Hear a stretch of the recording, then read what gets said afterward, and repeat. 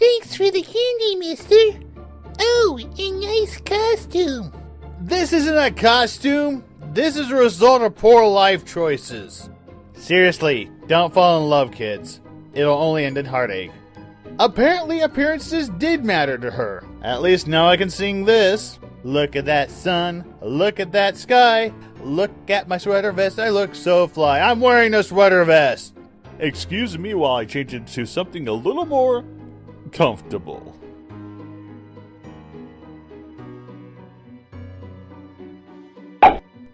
Changeling, boom!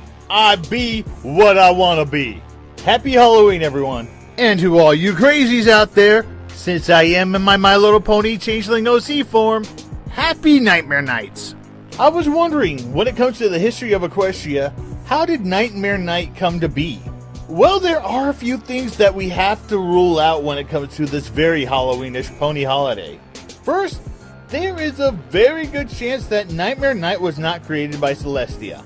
In the episode Princess Twilight Sparkle, Celestia mentions that the Summer Sun Festival is a heartbreaking time for her. And that's because it just doesn't symbolize Celestia's defeat of Nightmare Moon, but also the loss of Celestia's sister, Luna.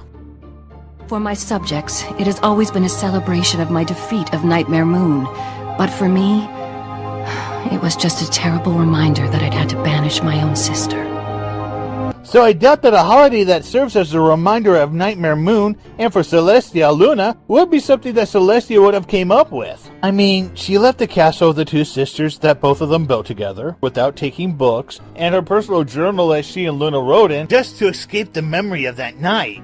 There are also the question of how informed the ponies were of Nightmare Moon. Well, what was described in the book that Twilight read at the very start of the series is exactly what happened in the battle flashback of Part 2 of Princess Twilight Sparkle. So whoever read the book knows exactly what happened.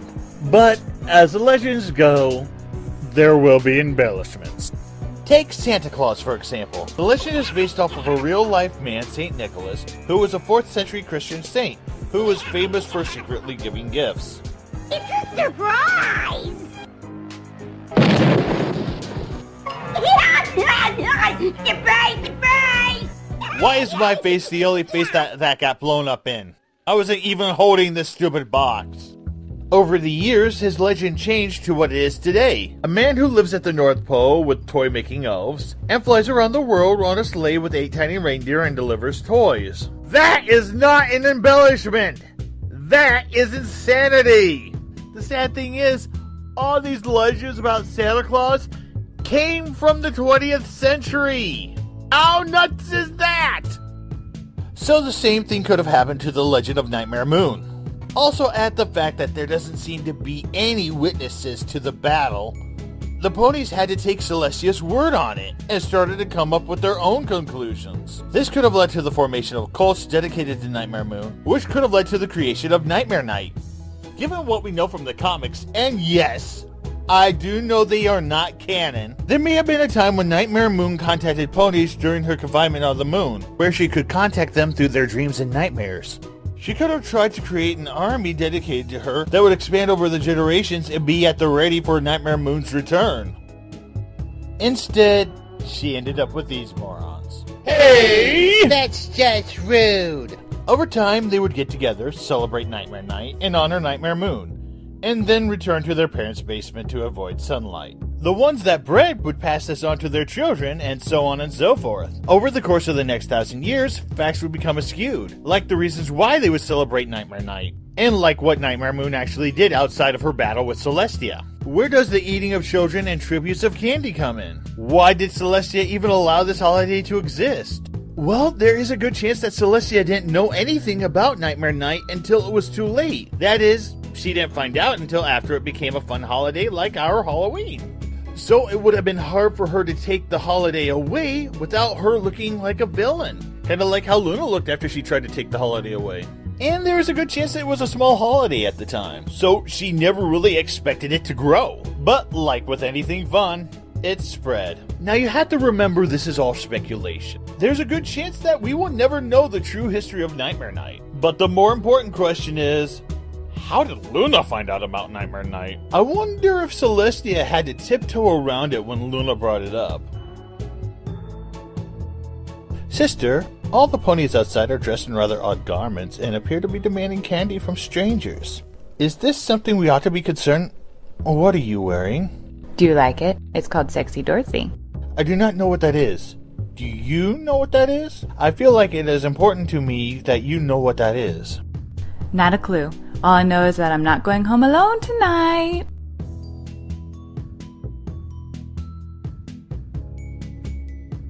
I want a stallion, Luna. Noted, although I am not quite sure that this Sexy Dorothy will produce the results you intended. Everything is odd these days. About what is happening outside. Oh! Well, you see, my sister, the ponies in Equestria celebrate something called Nightmare Night. It is where young fillies and colts dress up in costumes and... I am aware of what they are doing, sister. Why are they doing it? Well, a long time ago... What? How dare they take one of the most painful experiences of my life and make a mockery of it? That's not the worst of it. They make up stories of something they know nothing about. Like journalists. Where did they get that I eat children as Nightmare Moon? I was never given the chance. She was going to eat children? What? No! That would be disgusting. It's only a harmless children's tale, Luna. It's not exactly about you, or the other you, but at least not anymore. You should embrace it. That I shall. I shall descend upon the masses and transform this holiday into one that embraces their Princess of the Night, instead of mocking what she used to be. It will be glorious. So you're going to go outside to slap little kids in costumes' wrists saying, "Don't do that." You're going to steal candy from foals? What? No! I'll figure out something. Just leave me alone. Luna, if you want my help, I have something here that might do the trick when you are trying to convince the other ponies your side of this. It's called Ravishing Red Riding Hood. It'll sure to capture the ponies' attention. I'm leaving now. I'm leaving. I do not know from when I shall return. So we're going to stop right there because I have a very important question to ask. Should Celestia allow Luna to go out that Nightmare Night?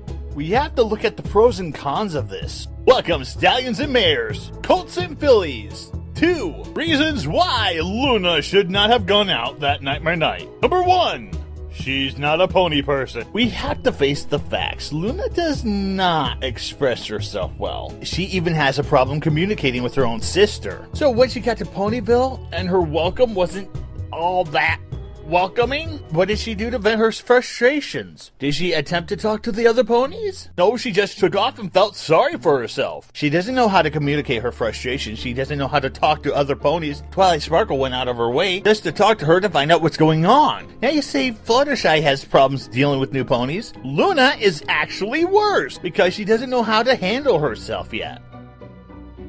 Number 2, she spent 1,000 years on the moon. Yeah, on top of her awkwardness and unable to communicate, Luna also has the problem of being out of touch. Again, she was trapped on the moon for 1,000 years. She missed out on 1,000 years of magical advances, new foods, new ideas, new holidays. So you add that to her awkwardness, and it's going to produce a lot of problems.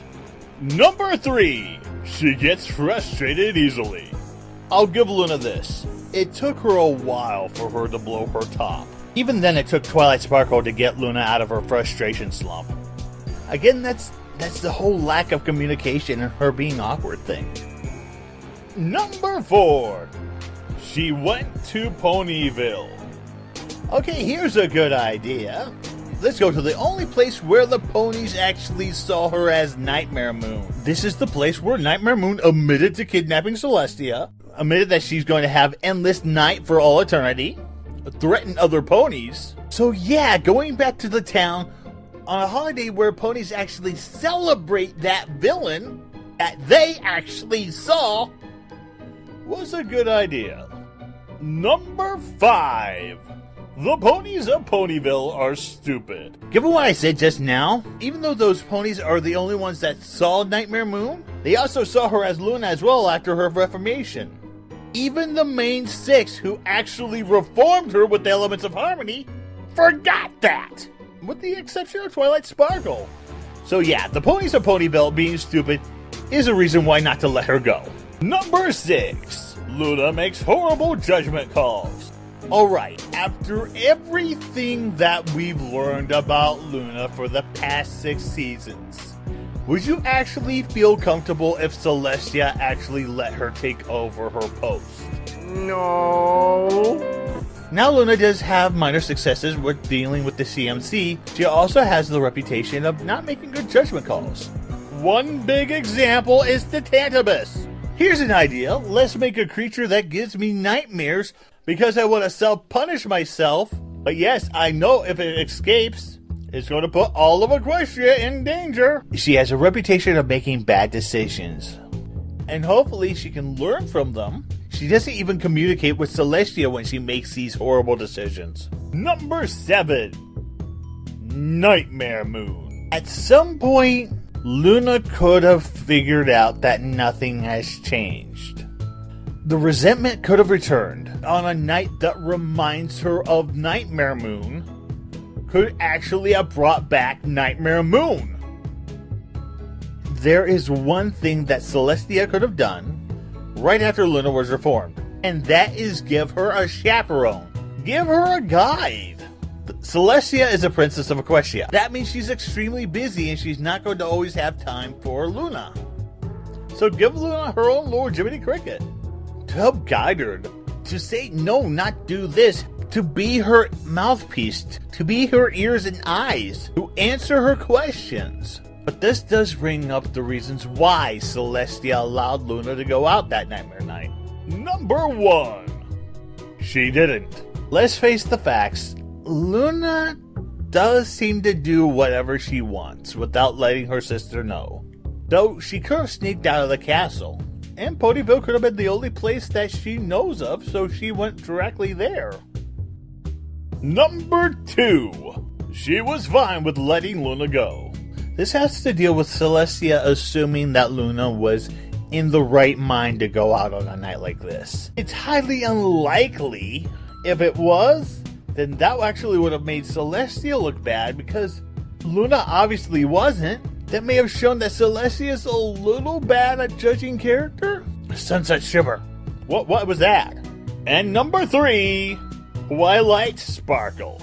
So this is the most logical possibility out of all 3 scenarios. It's the amount of faith Celestia has in her student Twilight Sparkle. This could have been a possible test for Twilight, to see how she would react once Luna got to Ponyville, saw that she was having trouble, and see if Twilight would step in to help. Also, it does appear that Twilight is the smartest out of everyone in Ponyville. I mean, come on, you morons. Although, if it was an intentional test by Celestia, better hope Luna doesn't find out. So yeah, Celestia's faith in Twilight Sparkle is probably the most logical out of all 3 scenarios. So that's our video. If you liked it, please hit the like and subscribe button. Also ring that bell for any future videos that I publish. You can find me on Facebook under Toonamp Art and Entertainment, find me on Twitter under Toonamp Reviews, find me on Tumblr and DeviantArt under Toonamp, or support me on Patreon under Toonamp. Now it's time for me to go down the Yellow Brick Road and find the wizard. I have no idea what that means. Well, I'm supposed to, but I just did a video full of pop culture references. I'm Toonamp. Thanks for tuning in. It's time for me to tune out.